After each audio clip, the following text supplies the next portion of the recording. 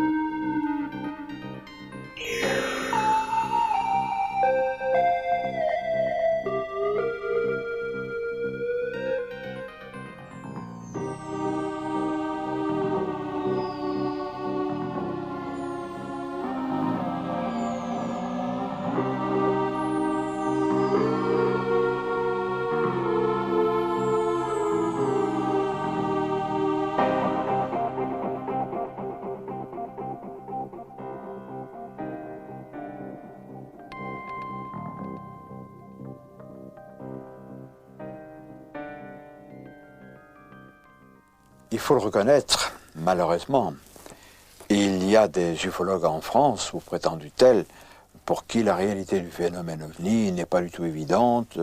On ergote, on discute. Il y a même un ufologue, un odeur de sainteté dans les coulisses du pouvoir, qui me conseille de m'adresser au responsable du plateau d'Albion, où on m'expliquera qu'il n'y a pas de présence de gris.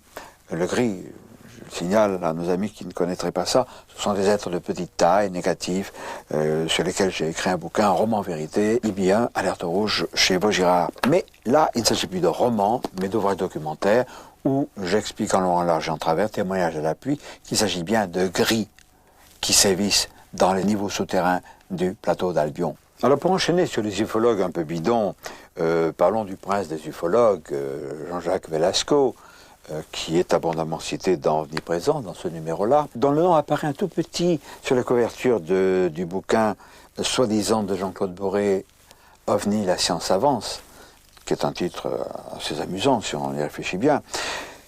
Velasco, qui est interviewé, dit ceci de Boré. Ils sont amis et il en dit plus de mal que moi je ne dis de Boré. Cet ouvrage à l'aval de mon établissement, à savoir le CEPRA. Et en plus, si certains pensent que Jean-Claude Boré s'approprie cet ouvrage, les gens ne sont pas dupes quant à savoir qui l'a écrit. Ils se rendent bien compte, comme l'a dit un journaliste du Provençal, je crois, qu'il est le vecteur médiatique pour le bouquin. Voilà, c'est tout, et pas autre chose. Fin de citation. Alors là, Boré, il en prend plein les gencives, autant qu'il a pu en prendre chaque fois que j'ai dit du mal de lui, avec raison. J'ai chaque fois apporté des éléments. Il n'y a pas que des ouvrages négatifs, fort heureusement. Notre ami Jean-Luc Chomaille a publié Le temps et les ovnis chez SPM, fort intéressant. Et enfin, ce remarquable ouvrage de Jean-Gabriel Grelet, Un pylône de ligne parle, les objets volants non identifiés, chez Guitry Daniel. Jean-Gabriel, tu es, on le sait, on t'a vu sur le petit écran plusieurs fois, un pilote de ligne, tu commandes un Boeing, tu es, comme d'autres personnes volantes, de ceux qui ont vu l'un de ces engins. Alors, ça s'est passé où? Comment? Alors, ça s'est passé en fait à plusieurs reprises. Et les deux premières fois, c'était essentiellement la première fois un éco-radar qui était seulement détecté sur le radar, parce que nous étions en vol de croisière au-dessus ce qu'on appellerait une mer de nuages. Et nous avons été doublés par un écho dont la vitesse était à peu près de 4000 km à l'heure, supérieure à la nôtre. Comme nous allions à peu près à 800-850 km/h, on peut compter sur une vitesse très proche de 5000 km/h.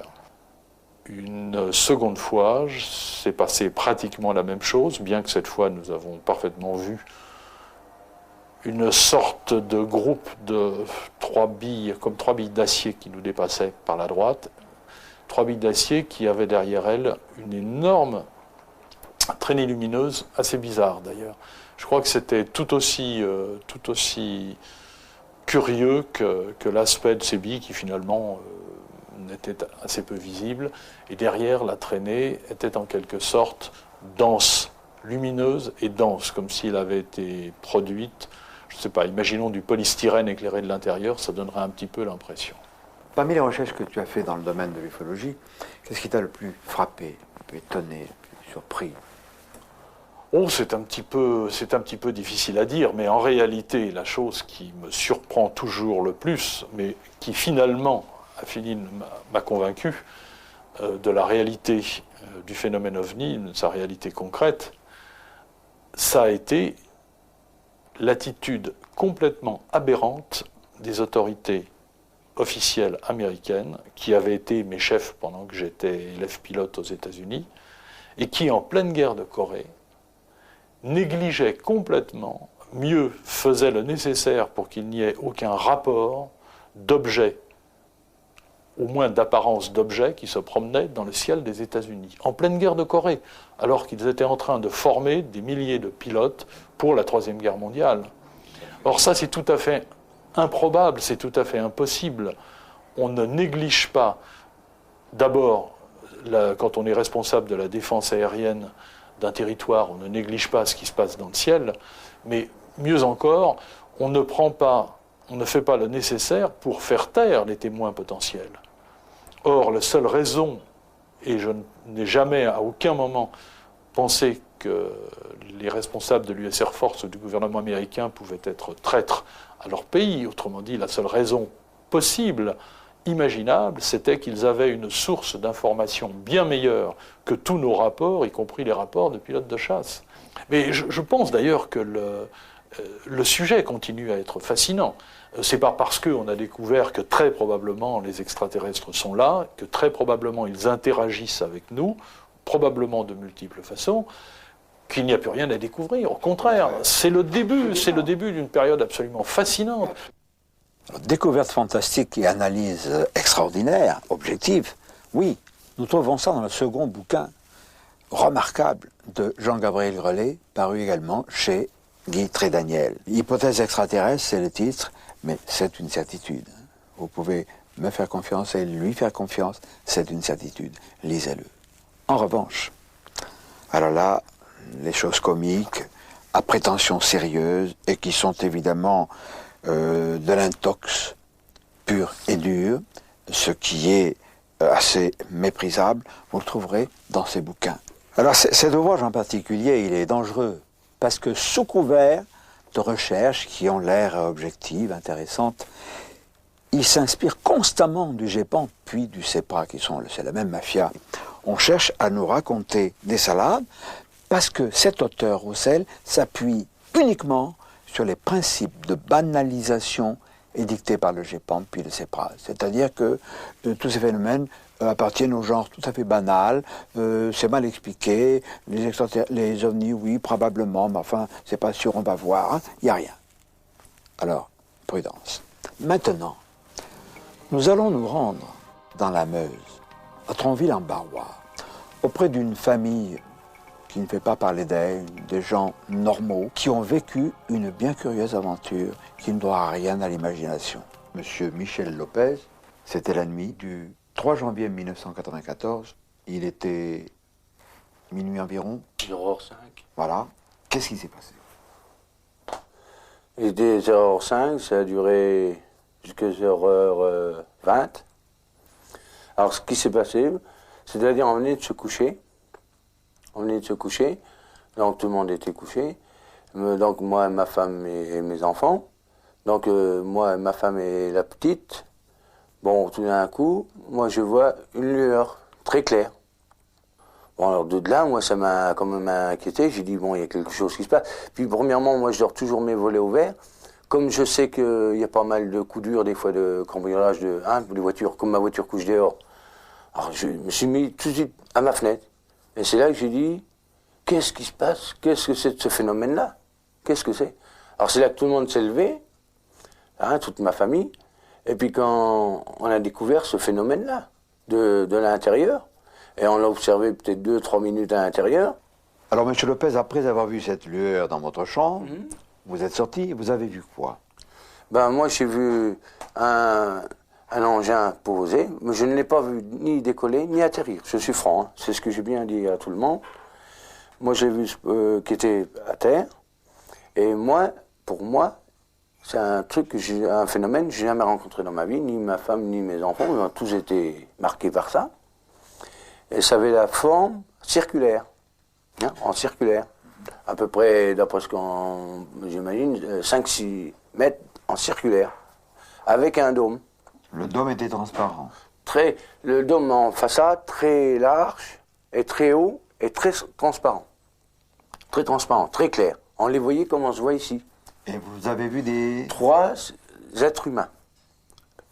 De front, hein, comme ça, hein, en façade. Comme voilà, on est là, tous les trois. Tous les trois. Ils étaient assis ou... Par moments, ils étaient assis, par moments, ils étaient debout. Ah bon? Dans cet engin-là. Ils étaient assis et par moments debout, hein, je précise bien. Parmi, après on a pris un par un, les jumelles de ma fille. Parmi un des 3, celui qui se trouvait au milieu, il avait une tête comme ça c'est vrai. Plus grosse que la nôtre. Plus grosse que la nôtre, et bien important. Et les 2 autres se trouvaient normal, une adulte comme nous, à peu près 1m75, 1m80 de grandeur. Et leurs vêtements se trouvaient gris, en amiante brillant. Gris en amiante brillant. Visage découvert, n'avait pas de... Là, je peux pas vous dire, on ne voyait pas de masque. Hein.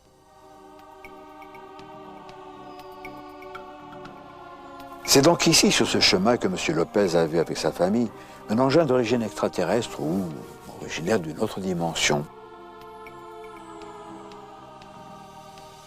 Ça a duré pendant un petit moment. Après, on a entendu un bruit. On a entendu une porte sur l'arrière qui se levait comme ça. Vous voyez ce que je veux dire, hein, mais pas une porte comme une voiture, une machine qui se levait comme ça. Et parmi un des 3, donc il y avait celui qui était là, à droite, celui qui était au milieu, il y avait une grosse tête, et celui-là. Celui qui était à ma gauche, là, a sorti par l'arrière et est venu devant. Et il avait une grande torche. Vous l'avez vu sortir? Ah oui, il y en a un qui est sorti. Vous l'avez vu sortir? Il y en a un qui est sorti avec une torche.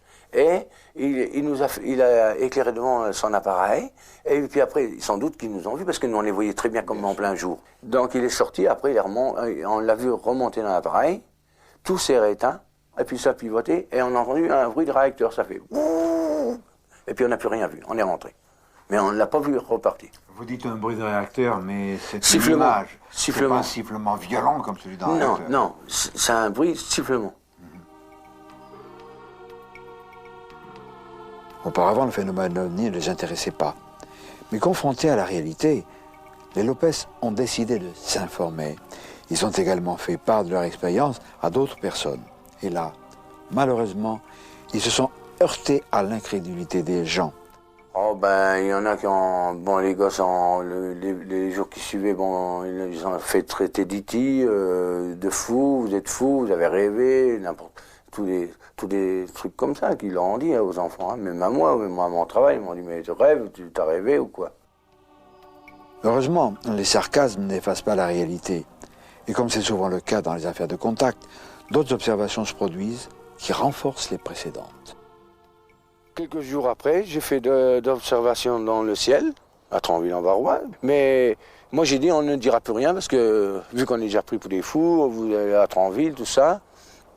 Alors moi, j'ai dit, on ne dira plus rien, mais ce qu'on a vécu, on l'a vécu, et ce qu'on voit encore, on garde secret. Voici donc la famille Lopez qui, lassée des imbéciles qui se sont moqués d'eux, décide de ne plus parler. C'est navrant parce que cette famille n'a pas été la seule à témoigner. Le lendemain, les Lopez ont rencontré une dame qui travaille au HLM de la région, qui elle aussi a vu dans la même direction, au même moment, un phénomène lumineux extrêmement violent, très visible. Et on a trouvé, et nous y sommes allés sur place, on a trouvé au sommet d'une colline, près de la statue d'une Vierge, un cercle dans le sol. Une enquête a été menée par un ufologue de Paris, Claude Raffi, qui est un homme tout à fait sérieux. Alors, je crois qu'il faudrait éviter désormais de se plaindre, de ricaner, de parler d'hallucinations de se moquer des gens. Il faut les écouter, il faut les encourager quand ils parlent, parce que nous avons besoin de leur témoignage. Nous allons maintenant rencontrer un ufologue qui lutte lui aussi contre l'intox et qui a écrit cet ouvrage tout à fait remarquable, une enquête systématique sur l'observation du 5 novembre 1990. Là, nous allons en apprendre de Werth et de Bamur. Franck-Marie, 1947, naissance non pas du phénomène, mais de l'expression soucoupe volante. 1994, ça fait 47 ans.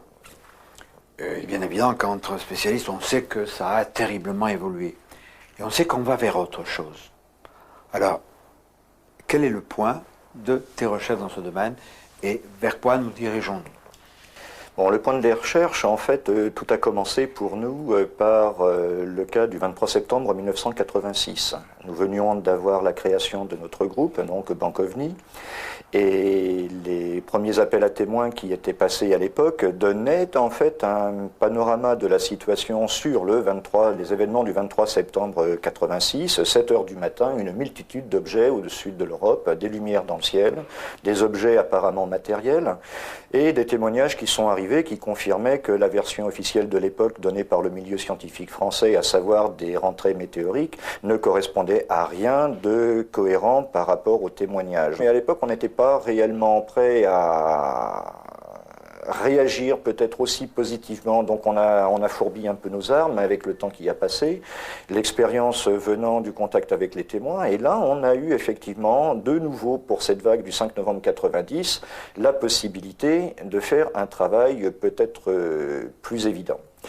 Alors la manière dont ça s'est passé, bon, peut-être un très bref rappel, 5 novembre 90 vers les 19h, des multitudes de lumières dans le ciel, la nuit était tombée, que ce soit à l'est, à l'ouest, au nord, au sud ou en centre de la France, pour ce qui concerne la France, des multitudes de témoignages qui étaient incohérents apparemment les uns par rapport aux autres, puisqu'il était question de triangles, de losanges, de sphères, de masses noires énormes.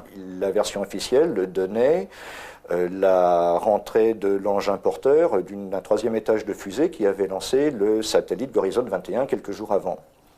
De source NASA, il y a la certitude, non confirmée de milieux soviétiques à l'époque, il y a la certitude qu'il y a eu une rentrée atmosphérique de fusée porteuse à 19h07, mais à la verticale de Beach, à 120 km d'altitude, donc à la frontière, à la limite de la frontière allemande. Or, un témoin qui est placé à 120 km de Beach voit cette rentrée atmosphérique par 45 degrés. Et plus on s'éloigne, plus l'angle est bas sur l'horizon. Or, pour ce qui concerne les témoignages du 5 novembre 90, plus de 80% des témoins affirment que l'objet était à leur zénith, en proximité immédiate, à moins de 300 mètres, à 19h précise. Alors, soyons clairs, 2 témoins sont distants de 5 km. Ils affirment avoir été survolés par un objet à 19h précise, soit que l'objet fait 5 km de long, soit qu'il y a 2 objets. Et on multiplie le raisonnement à l'infini sur l'ensemble de la France et on obtient déjà une première approche de constat. Déjà, on avait affaire à une technologie qui ne pouvait absolument pas être d'origine humaine. La moyenne des objets, la moyenne de longueur des objets qui sont impliqués dans les événements du 5 novembre 90 tourne aux alentours de 700-800 mètres de long. Silence total, silence relatif. Parce qu'un certain nombre de témoignages ont décrit qu'au passage de l'objet, le son était étouffé, les sons environnants étaient comme gommés. Donc il y a peut-être également dans la technologie qui est impliquée des phases qui échappent à notre raisonnement et à notre entendement au regard des sciences contemporaines, mais qui par contre restent un tout cohérent. Si on analyse l'ensemble des témoignages au niveau national, on s'aperçoit qu'il y a des rapports communs, qu'il y a des points communs qui prouvent, par ces témoins qui ne se connaissent pas, qu'ils ont observé quelque chose qui dépend de la même structure matérielle au niveau de la technologie et que celle-ci ne peut pas être d'origine humaine. Il y a quelque chose qui se prépare, semble-t-il. Le 5 novembre 90, on a eu le sentiment extrêmement vif, et cela, nous faisons le pari que personne, y compris dans le milieu scientifique, ne pourra prouver le contraire, que nous sommes rentrés en phase de pré-contact. Dans le sens où, d'une manière quasi générale, les témoins qui ont été confrontés à ces phénomènes ont ressenti avec une très grande force le sentiment que le matériel qui se présentait à leur vision était en quelque sorte en représentation, était là pour être vu, pour qu'il y ait la possibilité d'étudier et de comprendre qu'il y avait un plan, de comprendre que c'était un matériel d'origine non humaine. Il y a une telle évidence que les informations qui ont transité tant par la gendarmerie que vers l'armée, que vers les observatoires ou la presse ou vers nous, abondent d'informations prouvant qu'il y a la réalité des phénomènes du 5 novembre et des déductions qu'on en a pu en faire. La position du CNES est en quelque sorte devenue comme une... il y a un mensonge. L'opinion publique a réellement été manipulée par l'attitude du milieu scientifique français qui a affirmé, pour clore le débat, qu'en quelque sorte tout était expliqué par la rentrée de cet élément de fusée. Je partage tout à fait les vues de Franck Marie. Le CNES, le Centre national d'études spatiales à Toulouse, a chapeauté le GEPAN et le CEPRA. Maintenant, il est le siège d'une monstrueuse intox et le siège de la désinformation systématique à propos des ovnis. Nous avons montré dans plusieurs de nos précédentes cassettes l'existence de cette sorte de mafia planétaire, de gouvernement secret qui étouffe vraiment la vérité. Il n'y a pas qu'en France, c'est un peu vrai partout. Et cette vérité n'est pas agréable à entendre, bien sûr. Ces extraterrestres se conduisent chez nous en terrain conquis. Mais nous avons quand même des éléments valables en faveur de la réalité objective de ces phénomènes, de ces manifestations. Nous avons rencontré à Marseille une femme charmante et ses 2 fils qui nous ont fait part des événements qu'ils ont vécus, extrêmement curieux et inquiétants. Renaud, c'est vous qui avez vu le premier un objet évoluer au-dessus des collines Marseille-Vert. C'était quand? Eh bien, écoutez, il s'agissait du 19 novembre 1993, vers 22h15. Je me suis rendu sur mon balcon et mon regard s'est posé, par le fruit du hasard, sur le massif de Marseille-Vert. Et quelle ne fut pas ma surprise de constater qu'une apparition fulgurante, fort lumineuse, d'origine, à mon sens, non terrestre en l'état actuel des connaissances scientifiques modernes, je pensais vraiment que cette apparition était le fruit de quelque chose d'extraordinaire. C'était comment? C'était sphérique, c'était long, c'était carré? Eh bien écoutez, je ne peux rien vous dire de plus ou de mieux que cet appareil avait vraiment, véritablement la forme d'une goutte d'eau. D'une goutte d'eau, donc d'une forme peu commune en matière d'aéronautique. On connaît la forme, bien évidemment, des aéroplanes, des avions, des fusées, voire des phénomènes stellaires, comètes, etc. Et cette forme a vraiment une apparence, serais-je tenté de dire, de science-fiction. Et la pointe était dirigée vers le haut ou vers le bas? Eh bien écoutez, cette apparition se situait sur un plan horizontal. Donc ce que j'ai supposé être le cockpit ou le poste de pilotage avec une forme légèrement sphérique se situait à l'avant et l'arrière étant effilé, étiré.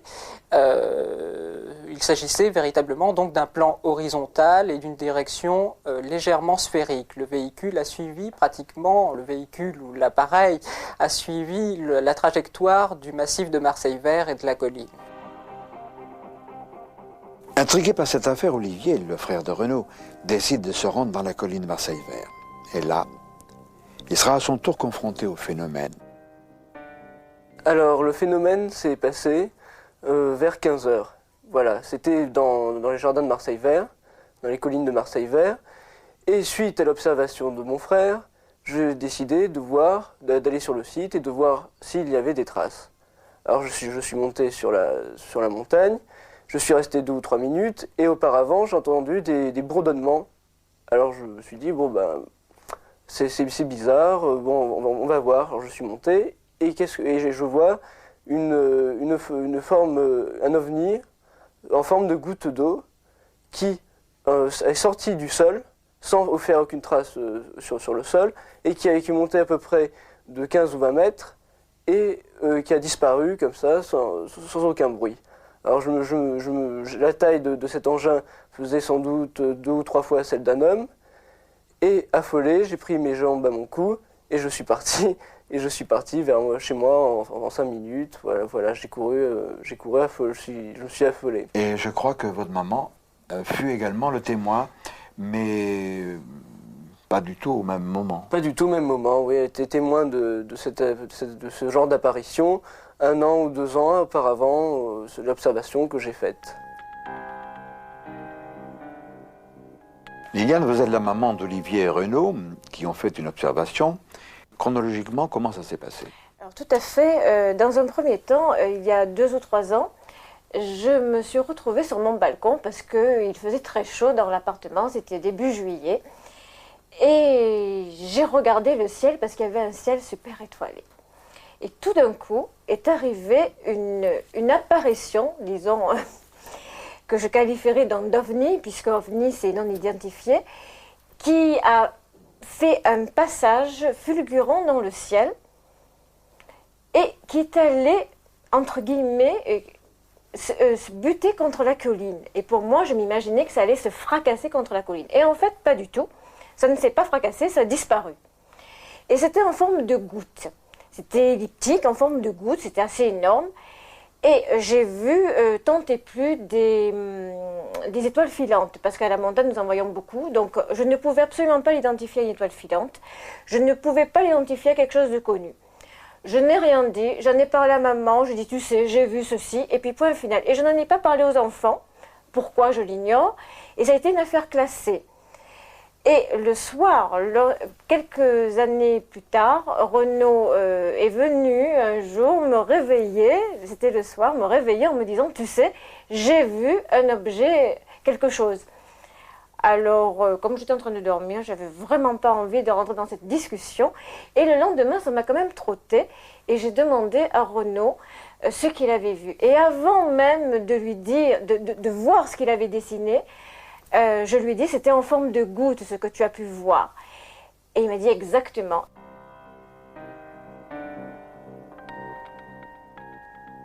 Une sensation d'être observé, ça s'est fait sentir. Hein. Vous voyez, dans ma chambre, sans être plus ou moins paranoïaque, hein, j'ai eu que pendant quelques temps une sensation d'être observé, parce que j'ai la vue de ma chambre qui donne directement sur l'endroit de l'observation, et il est apparu quelques petites boules sphériques près du site.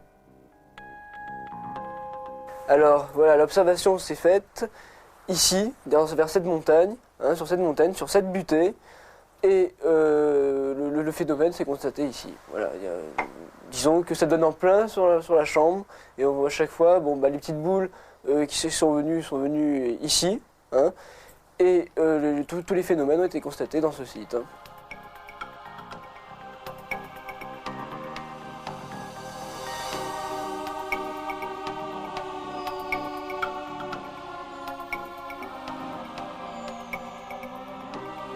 Avec Alain Ranguis, nous nous rendons sur place. Alain Ranguis du CEOF, le Centre d'études OVNI France. Sa formation d'ingénieur nous permet de tester la radioactivité du site ainsi que d'autres paramètres.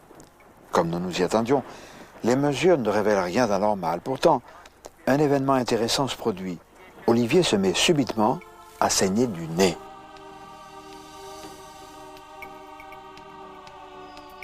J'ai des saignements de nez fréquents qui se sont déclenchés depuis que j'ai fait cette observation. Voilà. Alors là, on s'est rendu sur le site de l'observation et c'est passé un phénomène que je ne sais pas expliquer. C'est-à-dire mon nez s'est mis à saigner. Voilà. Et votre frère Renaud, ça lui arrive aussi? Oui, depuis l'observation. Voilà. Avant, ni vous ni votre frère n'aviez de saignement de nez. Tout à fait. En dehors de ce saignement de nez, est-ce qu'on peut parler d'autres types de séquelles? Ah oui, alors on peut parler d'autres types de séquelles, c'est-à-dire depuis que j'ai fait mon observation, je fais des angines à répétition, hein, des angines, des rhumes, je suis tout le temps enrhumé, et bon, je prends des traitements et rien n'y fait. Hein. Rien n'y fait, donc ça fait 4-5 mois que je me trimballe, entre guillemets, mon angine, qu'on ne sait pas expliquer. Voilà. Dans ce cas, qu'à ces jeunes gens, c'est ce qui manque qui est le plus important. En effet, ces saignements donnés sont le symptôme, sont l'aspect visible de la mise en place d'un implant. Ce qui implique évidemment qu'il y a eu une rencontre rapprochée, voire un enlèvement. Ces saignements donnés se poursuivent, de même que notre enquête. Alors, gardons le domaine de l'hypothèse, même si nous sommes enclins à penser qu'il y a eu enlèvement. Nous en saurons peut-être davantage plus tard, avec ce cas extrêmement intéressant. Mais nous avons eu la chance de rencontrer à Paris Laurence Rodriguez, une jeune femme qui, elle, a rencontré un gris. Oh, pas sur les Champs-Élysées, mais à Paris tout de même, pas très loin de Notre-Dame.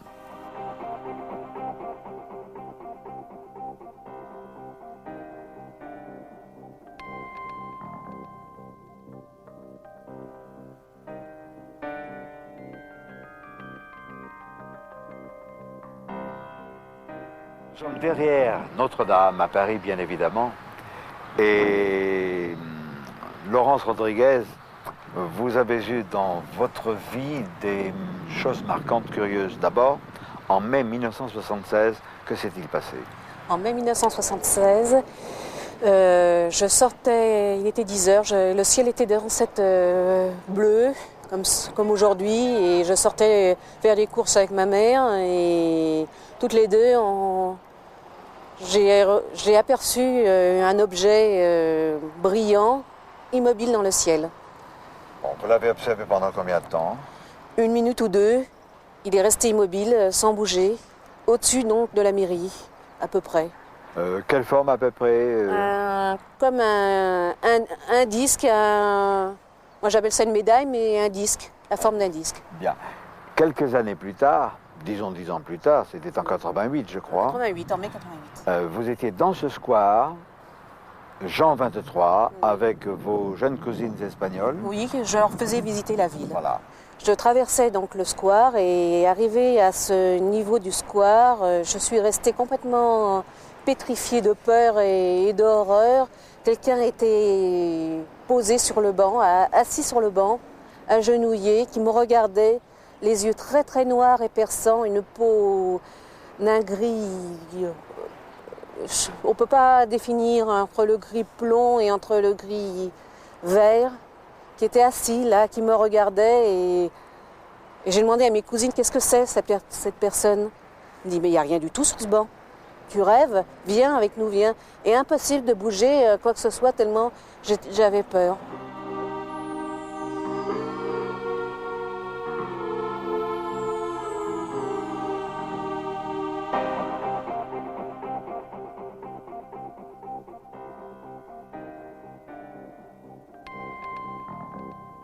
C'était donc cette chose, entre Oui, c'était cette guillemets, chose-là. que vous avez vue, qui était grande, petite, Oui, assez grande hein, quand même. Mais j'ai pas vu une taille d'adulte une comme taille nous, d'adulte, mais recroquevillée, complètement recroquevillée. et Sur le banc. encapuchonnée. Et encapuchonnée, oui, de blanc.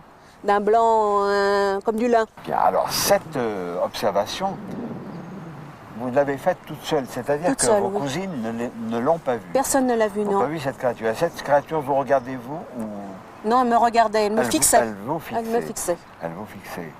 Et alors, quelques temps après, vous avez eu une manifestation physique sur votre corps. Qu'est-ce que c'était? C'était des plaques rouges, comme si c'était de l'eczéma, des grandes plaques que j'ai eu du mal à atténuer. Pendant 2-3 jours, elles sont restées. Et à chaque fois, elles revenaient. À chaque fois qu'il y avait une période d'énervement où elles revenaient constamment, que c'était ça. Est-ce qu'il y a eu autre chose au plan physique? Oui, il y a eu des maux de tête qui reviennent chaque mois, hein, pratiquement, vers le 15. Et Et qui sont inexpliqués, qu'aucun médecin n'a pu définir ce que c'était. à ce stade, il y a quantité de points communs qui surgissent, que nous connaissons bien dans le domaine de l'ufologie. Pendant une paire de jours, j'avais des maux de tête, je prenais des cachets et ça se passait pas pendant une paire de jours. Puis après, ça a été un peu mieux. Depuis que j'ai fait mon observation, je fais des angines à répétition, hein, des angines, des rhumes, je suis tout le temps enrhumé et bon. Oui, il y a eu des motets qui reviennent chaque mois, hein, pratiquement, vers le 15. Nous avons vu que aussi bien les Lopez que Mademoiselle Rodriguez, le jeune Olivier, ont eu des séquelles physiques, des maux de tête, saignements donnés. C'est pas du hasard, cela se produit dans le monde entier. Dans ma chambre, j'ai eu toujours la sensation d'être observé, que ce soit à l'intérieur de l'appartement ou à l'extérieur. Alors chaque fois en me retournant, je trouvais personne, mais bon, avant, j'étais jamais autant méfiant et ni autant transformé, entre guillemets, parce que j'avais vraiment à chaque fois l'impression d'être observé, espionné. Bah, je ressens à chaque fois comme une présence, quelque chose autour de moi. Et avant, vous ne ressentiez pas cette Non, sensation? non. Et plusieurs fois dans la rue, je me suis retournée et évidemment, je suis pris pour une folle, ça. Parce que j'ai toujours l'impression d'avoir que quelqu'un me suit. Et avant, non, vous n'aviez pas du tout Non, cette jamais. sensation. Un point commun à souligner pour ce qui concerne Laurence et ce garçon Olivier, c'est cette sensation un peu obsédante de présence. Pas permanente, mais sporadique. C'est fréquent. On le rencontre partout. Et ce n'est pas du rêve, c'est vrai.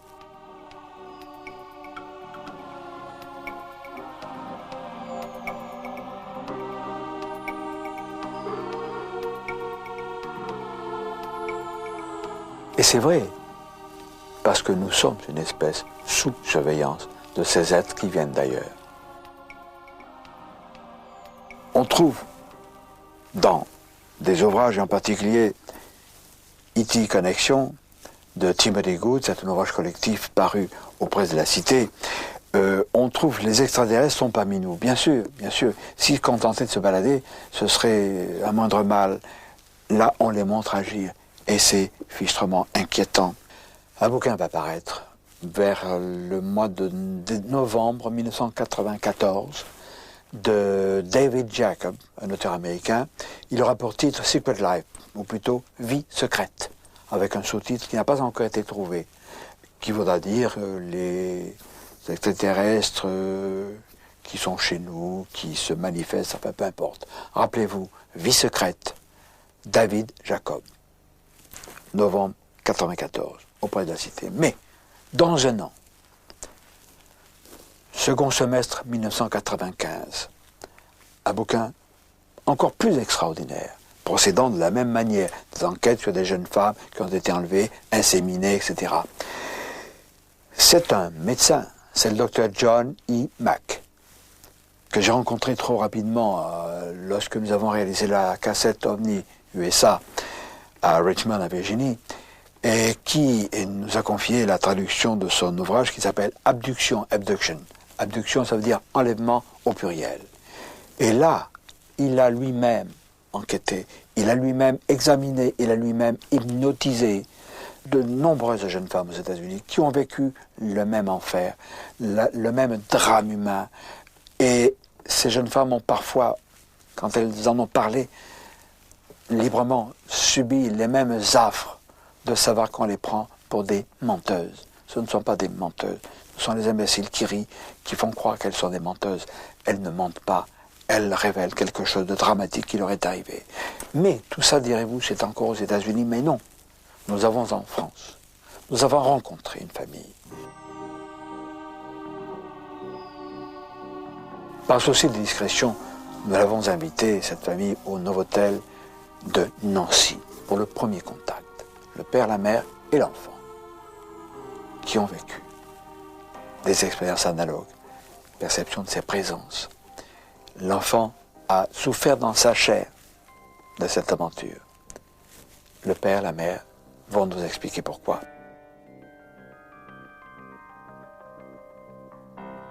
Georges, nous avons fait une petite réunion, une petite rencontre au Novotel de Nancy-Ouest.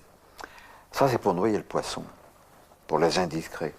Et nous sommes maintenant chez vous, quelque part en Lorraine. Votre épouse Geneviève et puis le petit Phil. Quelque chose s'est passé dans votre vie il y a à peu près 5 ans. Quelque chose d'insolite. Comment tout a commencé?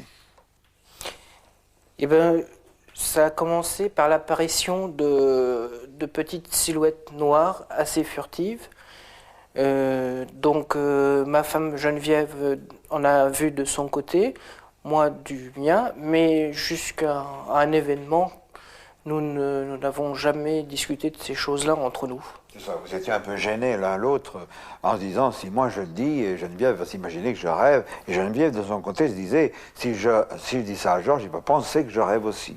C'est ça. Oui, effectivement, c'est comme ça que ça s'est passé. Au début, ça se passait toujours quand je travaillais dans la cuisine. C'était toujours par la porte-fenêtre, il y avait toujours une petite ombre qui apparaissait comme ça, puis dès que je me retournais brusquement, ça disparaissait. Et au début, ça faisait comme une sorte d'angoisse. À partir d'un certain moment, ces ombres ont cessé d'être seulement des ombres. Vous avez perçu quelque chose de... Oui, qu'on me touchait. Un contact. Oui, un contact. Parce que j'étais en train de préparer à manger, d'éplucher des légumes. Et puis j'étais penchée sur mon ouvrage. Et puis j'ai senti quelqu'un qui me frôlait derrière, comme s'il voulait regarder qu'est-ce que je faisais. Et je me suis tournée, parce que là, j'étais quand même habituée à peut-être pas à ce frôlement, mais à avoir des ombres, habituée. Et je me suis retournée tout doucement et j'ai vu disparaître... une silhouette. Une silhouette. De grande ou petite taille? De ma taille quand même. Et un jour, vous avez vu simultanément l'une de ces silhouettes mystérieuses, et c'est là que vous avez découvert que tous les deux, vous ne rêviez pas et vous voyez la même chose. Ensuite, c'était l'année 92, Phil a fait un cauchemar une nuit, enfin un cauchemar entre guillemets, et il était très terrorisé. J'ai mis à peu près plus d'une demi-heure à le calmer. Et il m'a dit qu'il avait rencontré des extraterrestres, qu'ils étaient venus dans sa chambre, des petits êtres avec des poils. Le lendemain matin, donc, je lui ai demandé de me faire un dessin. Et ce dessin représente assez bien l'illustration d'un EBE, un petit gris. Par la suite, Phil nous a appris que ces êtres revenaient quelquefois le voir et lui enfonçaient des aiguilles à différents endroits. Donc, quelquefois, elles laissaient une trace, d'autres fois, non. Elles ont laissé donc principalement une trace dans la colonne vertébrale, au niveau où on fait les ponctions lombaires habituellement, et il s'est passé au moins 2 mois, plus de 2 mois avant que la trace disparaisse. Donc j'avais même fait une photographie.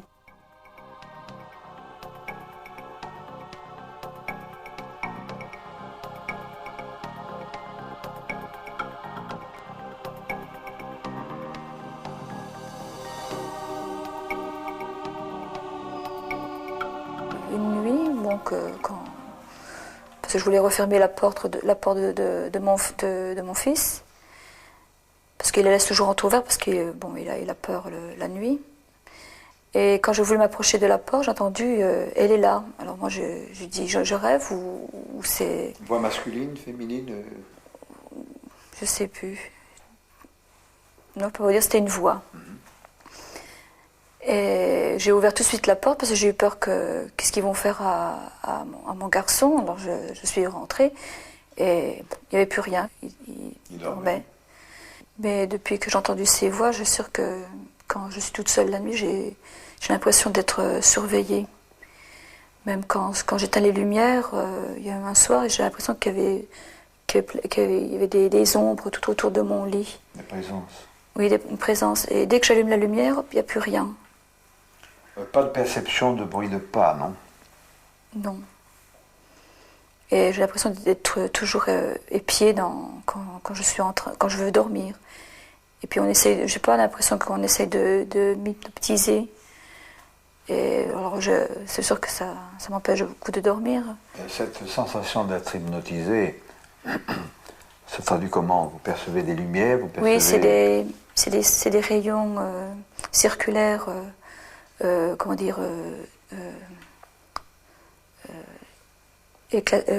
blanc.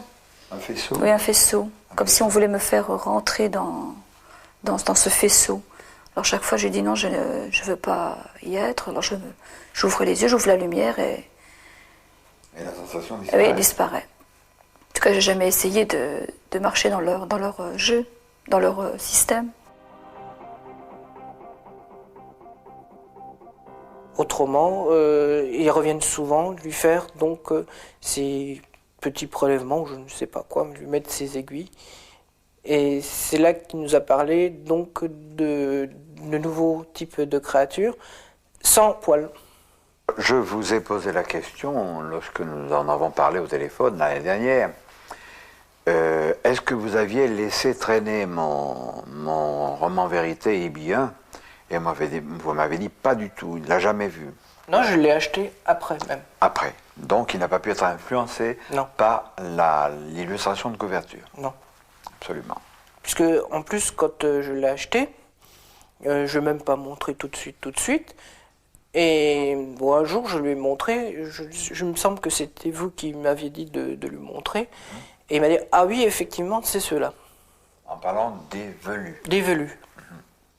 Donc le fils de Geneviève et Georges a été enlevé maintes fois par des grilles, à son corps défendant, bien sûr.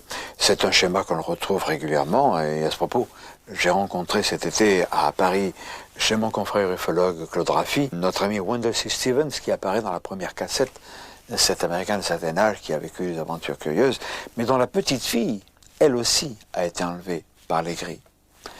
C'est un schéma qui est classique. Et en ce qui concerne Phil, le fils de ce couple, nous allons l'interroger. Et là, vous allez avoir une surprise. Phil, tu as eu des aventures étranges. Tu as, pendant ton sommeil, tu as vu des choses. Puis ensuite, tu étais réveillé, tu avais très peur. Tu as appelé tes parents. Oui. Hein? Alors, qu'est-ce que c'est qui s'est passé en réalité? Bah, il y avait un extraterrestre, puis après il m'a enfoncé une aiguille, Une aiguille? et après il est reparti, Où est-ce qu'ils t'ont enfoncé l'aiguille? là, dans le dos. Dans le dos. Dans le dos. Est-ce qu'ils l'ont fait plusieurs fois? Puisque tu as été avec eux plusieurs fois. Ils sont venus te voir plusieurs fois. Ils t'ont enlevé plusieurs fois. Chaque fois, ils ne te piquaient pas avec une aiguille. Non. Non. Puisqu'ils ne te piquaient pas avec une aiguille, qu'est-ce qu'ils faisaient?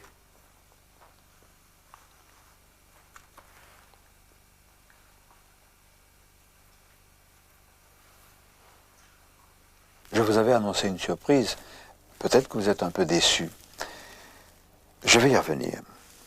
Je voudrais souligner d'abord que cet enfant que nous avons vu au Novotel, en prenant le café avec ses parents, nous avons parlé de choses et autres, très amicalement, je lui ai dit, j'ai des petits-enfants comme toi, etc. Il parlait librement, avec le vocabulaire d'un enfant de 6 ans. Et puis, nous l'avons interviewé, il a répondu, peut-être pas de façon très précise, mais lorsqu'il s'agissait pour moi d'aller, sinon dans ses derniers retranchements, du moins de lui soutirer, de lui tirer les veines du nez, de lui soutirer des informations un peu plus précises, il faisait un blocage. On a caché son visage, vous n'avez pas pu voir son expression. Ça donnait à peu près cela. Avec un regard un peu anxieux, il ne pouvait plus parler. Il faisait un blocage. Je parlais d'autre chose, il redevenait normal, et je recommençais. Et là aussi, un blocage. Et on sentait cet enfant qui voulait parler, mais qui ne pouvait pas parler. Pourquoi? Parce qu'il avait subi ce conditionnement post-hypnotique, ce conditionnement dû au sinistre gris, dont il était l'une des très nombreuses victimes. Quand j'ai su que j'étais enceinte, on s'est demandé avec mon mari comment on a pu le concevoir. C'était un mystère. Parce que nous, on voulait quand même 2-3 ans de repos, quoi. Et ça nous arrivait comme ça, sur vraiment un imprévu. Et on a fait les tests de grossesse. On a fait un premier test qui nous a été révélé négatif. Et puis après, on en a fait un autre au bout de 15 jours, 3 semaines. Et là, il était positif. Alors là, je dis, tiens, je suis enceinte. Mais c'était vraiment un mystère. Geneviève nous l'a confié, cette grossesse n'aurait pas dû se produire. La conception n'était pas du tout programmée à ce moment-là. Et pour des raisons que ces deux parents connaissent fort bien, elle leur a paru à l'un comme à l'autre extrêmement curieuse. Nous, ça ne nous a pas étonnés, car nous savons que dans bien des cas d'enlèvement, de contact rapproché, une jeune femme s'est retrouvée être en attente de maternité, ce qu'elle n'avait pas du tout recherché. C'est donc un point commun. Nous ne pouvons rien affirmer, nous constatons. Les autorités nous cachent des choses, nous savons ce qu'on nous cache, ou du moins une partie de ce qu'on nous cache. Et c'est pourquoi il a été créé l'UEC-DDS, l'Union européenne de chercheurs pour le droit de savoir, dont la réunion presque constitutive s'est tenue à l'hôtel Libis de Grasse en février 1994. Et là, nous allons voir des spécialistes, des ufologues, des gens qui n'en rêvent pas. Nous avons reçu tout d'abord le docteur Dominique Combe, qui est le président de l'UEC-DDS, l'Union européenne de chercheurs pour le droit de savoir. Dominique, tu t'es attelé à une rude tâche.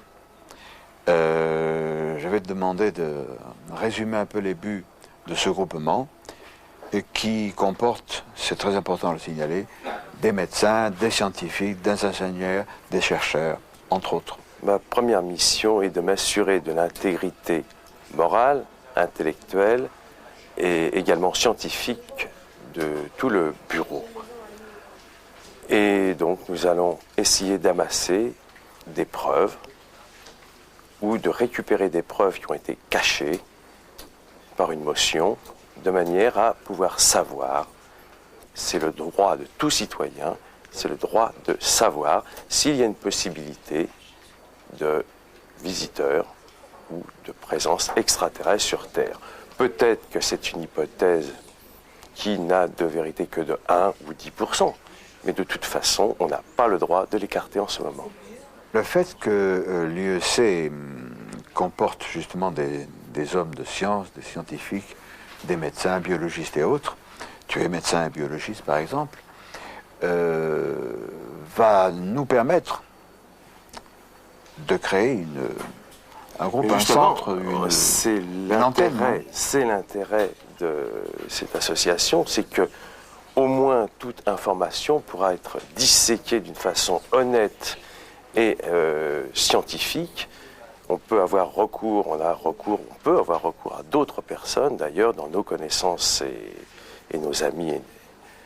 Et à ce moment-là, on pourra affirmer ou infirmer certaines conclusions, quelquefois hâtives, de certaines associations plus ou moins gouvernementales. Il existe malheureusement des rapts, des abductions, comme disent les Américains, des enlèvements, que ces gens qui sont enlevés subissent des examens médicaux, des examens jusqu'y compris gynécologiques chez les femmes, avec biopsie, prélèvement de peau, etc. S'il y a des effets physiques, ce sont des hommes de savoir et de connaissance qui vont juger. Il va falloir savoir le but de leur prélèvement, le pourquoi, si on arrive à comprendre, et peut-être s'il y a eu pose d'autres greffons ou de récepteurs. Il faudra les chercher par toutes les voies scientifiques connues, partant depuis l'échographie, les scintigraphies, et puis scanners ou résonance magnétique.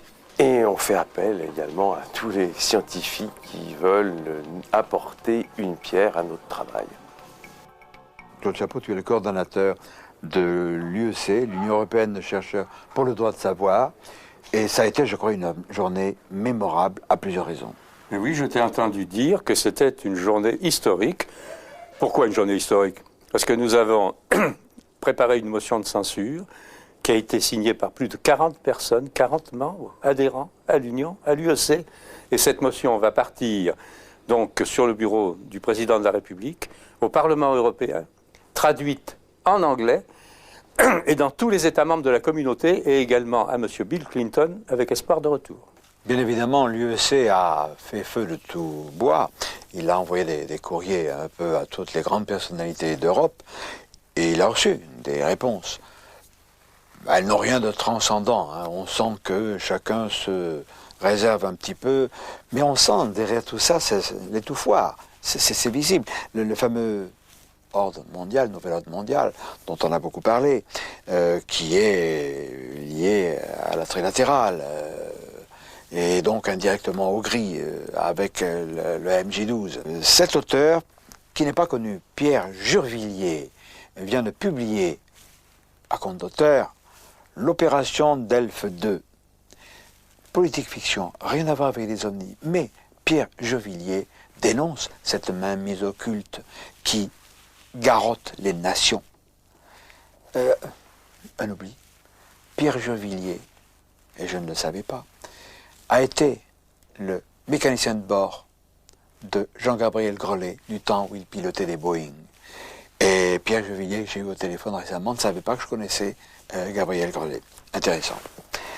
Quelqu'un qui a aussi lutté contre cette emprise du mondialisme, c'est Jimmy Goldsmith, qui a été le second sur la liste de Philippe de Villiers, et qui a écrit Le Piège chez Vixo. Absolument à lire, c'est intéressant pour cette nouvelle mainmise. Et puis enfin quelque chose de...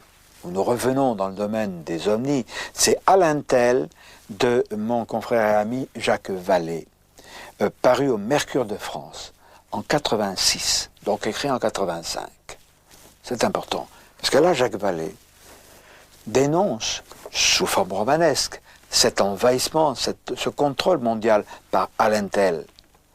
Ça pourrait être un jeu de mots américain, all intel, tout dans le téléphone, dans les télécommunications, car c'est de ça dont il est question. Mais là, pour étouffer la vérité sur les ovnis. Jacques Vallée allait très loin. Il a fait machine arrière, il est devenu beaucoup plus prudent. Mais il faut savoir qu'aujourd'hui, le problème pour les autorités n'est plus d'étouffer tout à fait la vérité, mais de savoir comment ces autorités vont faire pour peu à peu en révéler une partie. Et là, je vais, mes amis, vous apprendre quelque chose. Je ne pense pas que, avant la réalisation de cette cassette, la presse en aura fait état. Le 5 mai et le 9 juin 1994, sous couvert du Club 89, qui est un club de réflexion, comme il en existe beaucoup, club de réflexion tendance majorité actuelle, et c'était pas public, contrairement aux autres réunions du Club 89, c'était strictement privé. On a réuni ça là, des personnalités, des agents secrets, des diverses agences existantes. En France, il y avait des gradés, c'était pas des adjudants, vous vous en doutez, c'était le top niveau de l'armée, de l'air, etc. Et sous le couvert de Club 89, il y avait quelques ufologues. Moi, je n'étais pas invité, vous vous en doutez, de même que je ne suis jamais invité à Mystère. On a peur des esclandres. Alors là, on s'est posé la question de savoir comment on pouvait aller un petit peu plus loin, sans trop faire de vagues. Alors je crois que c'est le début d'un certain nombre de révélations. Mais je suis certain aussi que toujours, par des gens qui tirent les ficelles des officiels, une sorte de contre-vérité va se faire jour. On va essayer de minimiser. On va dire, oui, les ovnis, effectivement, ça existe, mais ils sont si loin, ils ne viendront jamais, les extraterrestres. Alors, d'un côté, nous allons assister à des révélations, c'est sûr. En ce qui nous concerne, nous, en Europe et en France, et puis peut-être une sorte de force négative qui va contrebalancer cela pour maintenir ce statu quo d'interrogation. Mais sachez que les jours de la censure, les jours des mensonges et du complot planétaire sont comptés. Oh, je ne peux pas vous dire quand ça va finir, mais nous sommes, je crois, sur la dernière ligne droite. Rappelez-vous que depuis quelque temps, après nos amis belges, c'est en France qu'on voit des engins de gigantesques dimensions. Je discutais avec Guitarade il y a peu de temps au téléphone, il me disait, tu sais, c'est sûr que quelque chose de nouveau va se produire. Alors pas besoin d'astiquer une boule de cristal que nous n'avons pas, il va se passer quelque chose. C'est quelque chose de nouveau. Il faut s'y préparer. Je ne dis pas que ça va révolutionner le monde, mais nous sommes sur la voie, je crois, qui aboutira à la vérité. Et je rappelle que cette vérité va être enrobée de bonbons pour être plus facilement digeste. Mais je rappelle ce que mon vieil ami, mort l'an dernier, Aimé Michel disait lorsqu'elle est terrien. Sauront ceux qui se cachent derrière les extraterrestres, les soucoupes volantes. Cela déclenchera en eux un Hiroshima psychique. À bientôt, j'espère, amis.